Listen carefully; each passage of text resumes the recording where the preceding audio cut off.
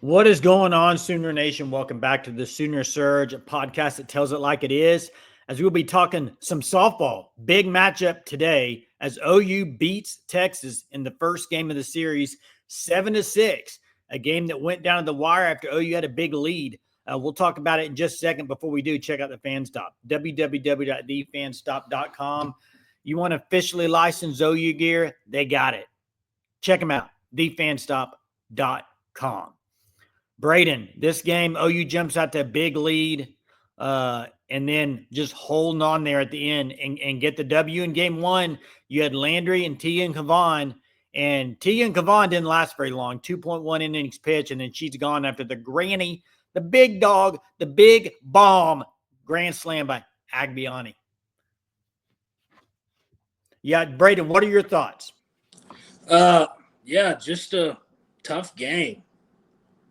Yeah, it was. And they had to just, Landry went the distance, had 3 walks, I believe 5 strikeouts. She really was cruising there for the first 4 or 5 innings. And then kind of got, they kind of came there near the end and really almost pulled it out. They get the last out, runners on second and third. It was a tight one. And I think it's good for Oklahoma to have games like this. I really do, against tough competition. But Agbiani was a story of the day offensively. I mean, you talk about it.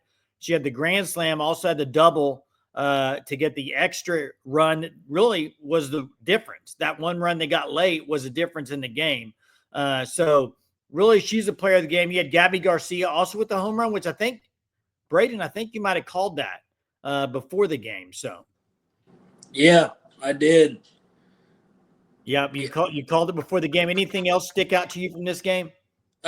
Just I thought hitting the ball was pretty good. Yeah, they faced a tough pitcher and they hit the ball and they got on her earlier. And really, they had some mistakes, like base running. You had the Cassie Pickering left early on the stolen base that would have been a 2-run shot from Gabby Garcia. Instead, it's just a solo shot. And then you had the play at the plate where Pickering throws a rope to Emmerling, and she just couldn't get the tag down. Now, Emmerling, to me, she struggled a little bit. She's still struggling at the plate, batting .243 on the year. Really would love to see her get something going because she hasn't really got going. I mean, if she's not hitting home runs, that's pretty much all she's doing. It's to me, it's a little similar to Sydney Sanders last year. Yeah, I agree on that. But she did well on that sacrifice bunt, though. Yeah, that was big. She did do well on that. And so, yeah, that was big for sure.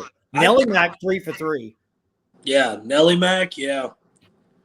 But I thought Emmerling hit the ball well, but her defense did cost. Yeah, and the thing is, that's a tough play there to get that tag down. And, listen, we're comparing her to, I mean, we're not really comparing her, but OU is used to having Kenty Hansen behind the plate and a play at the plate like that. So Emmerling she'll be fine, I think. I just think she needs to kind of get in a groove here because the season's winding down. You got 2 more games with Texas, and then you got the Florida series, and then, whoa, here it is, SEC tournament.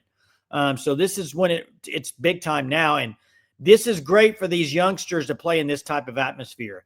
OU Texas, great stuff. OU gets to win game 1. What else you got, Braden? Sam Landry, she did well. Just gave up that 2 walks. Yep. Other than that, she did fine. Yeah, she did good, and I think most people thought it would be her versus Kavon today, and it was, and they get the win. Now the question is, who's it going to be tomorrow? I don't know. Who you think it's going to be? Deal? I think it's going to be Deal. I do because Lowry last week didn't look very good. No, in this type of atmosphere, I think they're going to go with the experience. I could very well see them going Landry in game 1 like they just did, going to Deal game 2, and then going back to Landry game 3. I could see them doing that. So we'll see if they do. Man, Texas has got a really good squad. They got a really good lineup. So you're not going to just – I don't think this is a team you're going to keep down as far as scoring. I know you did for a while, but then they kind of got it going. They just got a good lineup. This is a good team, number 3 ranked team in the country. But the most important thing is, you got the victory. Now, there's not many things better than seeing Mike White lose a game over there on the sidelines. So I will say it's always kind of satisfying to me to see that. And I'm kind of interested to see what he's going to say this year. If, in the SEC postseason tournament, how he has been against, with Oklahoma, always home field advantage and blah, blah, blah, blah. It'd be interesting to see what he says, but, hey, Braden, you think deal tomorrow? I think deal tomorrow. Let's talk about the lineup a little bit. I think the lineup they went with today, and they've kind of been, I think, leaning towards this, but I think what you saw today is kind of what you're going to see going forward for the most part, 70 to 80% of the time. I think when you have Hannah Core down there at the 9 spot, and then you have Pickering leading off, I kind of think this might be the one they stick with for a bit. What do you think? I kind of like it. I thought it was okay, honestly. Yeah, and Nelly Mac, love her batting in the cleanup hole. And then Agbiani, if she's going to do that, I mean, her batting in the 6 hole, you do. I will say this: you have to get more.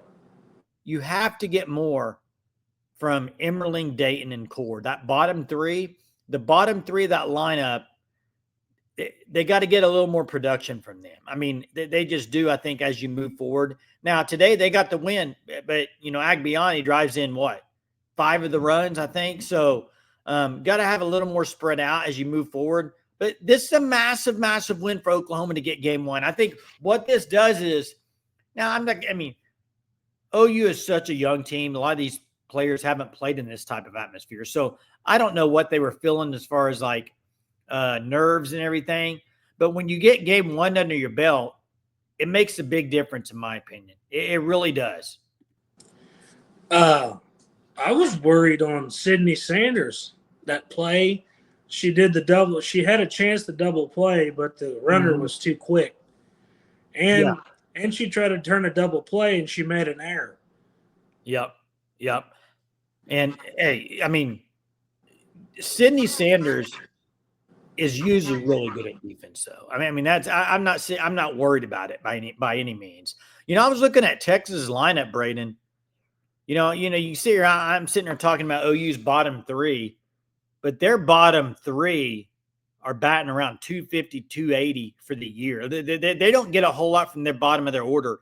They're very top heavy, and they got some really good. I mean, you look at some of their offensive production, quite a few players batting over 400 for the Texas Longhorns. Like I said before, it's a tough lineup. But you know what? OU gets the win, and that's the most important thing. Game 1 goes to the Sooners, 7-6, an exciting game. We'll see what happens tomorrow because not sure on the weather. Not sure. Today ended up being a great day out there for some softball, so we'll see what tomorrow brings. Game 1 to the Sooners. Can they get the sweep? Will they lose the next one? Will Texas win the next 2? Will OU win 2 out of 3? Who knows? There's still a lot of softball to be played, but OU gets game 1. Hey, what are your thoughts on game 1? Who were your standouts? Please leave a comment, like the video, subscribe to the channel, and also check out the Fan Stop, www.thefanstop.com. Code SURGE. You'll get 10% off your first 3 months. Make sure you do that. They have an upside-down Longhorn hat, which is very fitting for tonight. Hey, till next time. Boomer.